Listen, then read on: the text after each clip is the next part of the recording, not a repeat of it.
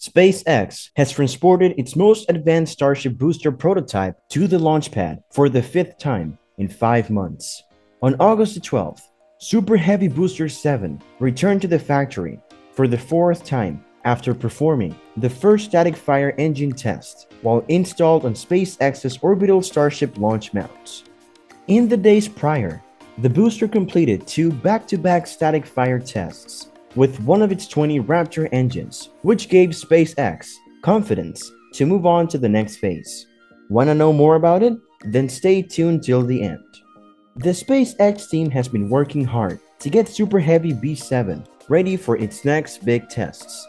The results of these tests could decide whether or not the huge rocket helps send a spaceship into space later this year.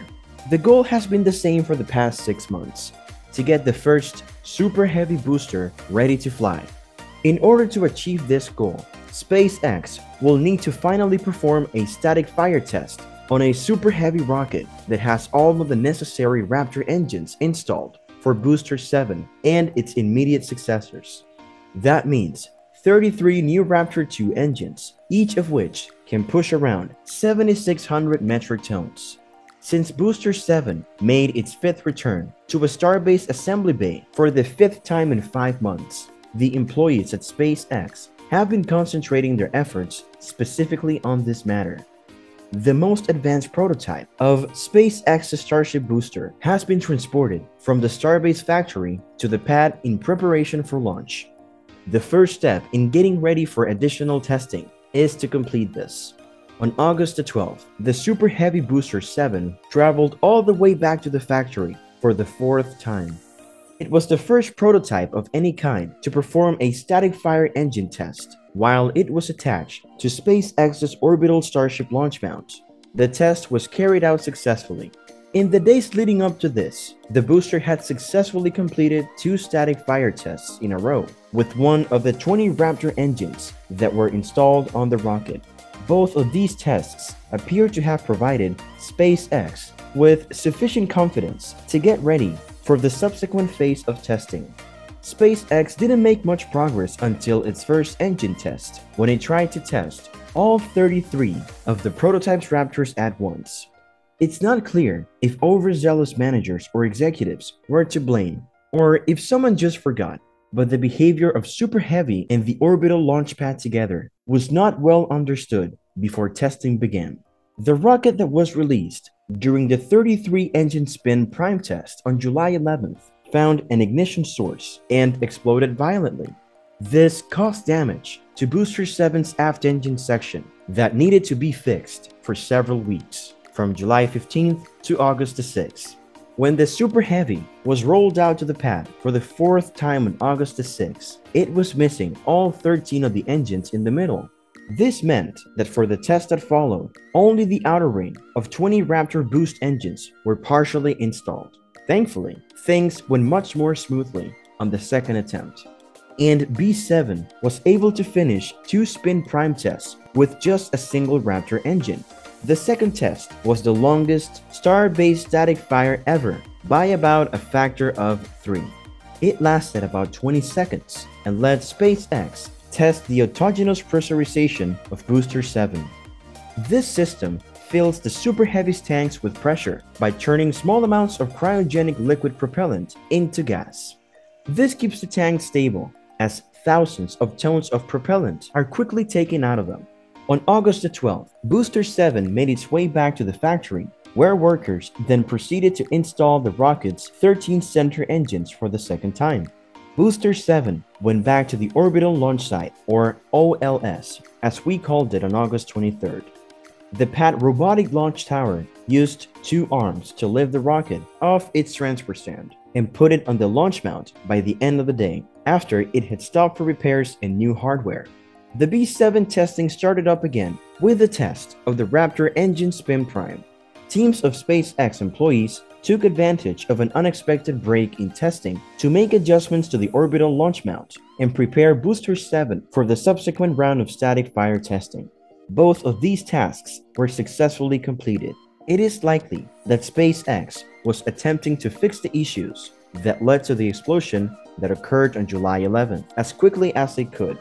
If SpaceX were to go back, they most likely would not attempt to start up a large number of Raptor engines at the same time. It is necessary for a spaceship to pass a series of tests similar to this one before it can safely attempt its first orbital launch. It is not entirely clear what the solution is, but it could involve the system that constantly floods the engine section with fire-stopping nitrogen gas, or a system of vents that connect to every Raptor engine and remove methane gas before it can turn into flammable clouds as B7 gets ready for the next phase of testing. Both of these solutions are speculative at this point. The static fire test campaign, which had been halted when the Super Heavy made its way back to the factory, was restarted with the assistance of the Starship S-24. It would appear that SpaceX is making adjustments to the suborbital launch mount and test stand that Ship 24 is currently attached to. This could be why the ship has not been tested since August 11th. The Raptor engines of Ship 24 were also put through the same kinds of tests. It is important to note that the crane squid has been fastened to S-24 in preparation for a potential lift. On the day before SLS Artemis, could we be seeing preparations for a full stack? First of all, do you think that they will do a 33-engine sack fire with a ship on top before they keep testing ships? Doesn't it sound interesting? But there are 3 choices here: 1 for rollback, 2 for full stack, and 4 for working inside tanks so it doesn't buckle.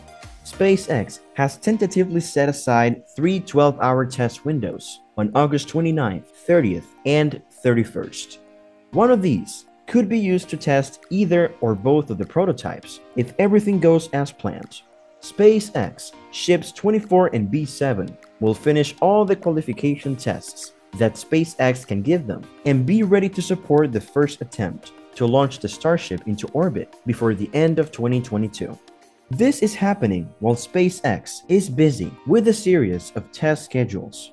The huge moon rocket will take Orion to a height of just under 4,000 kilometers before the 2 spacecraft separate and the rocket falls back to Earth.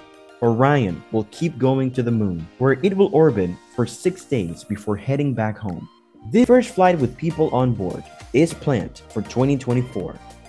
Before that, sensors will be put on mannequins to make sure that the trip will be safe. NASA's Associate Administrator, Robert D. Cabana, said, "This is an experiment. It's not risk-free. We are putting more stress on Orion than it was made for in order to send it to the moon with a crew. When we do that, we want to make sure it works perfectly and that we know all the risks."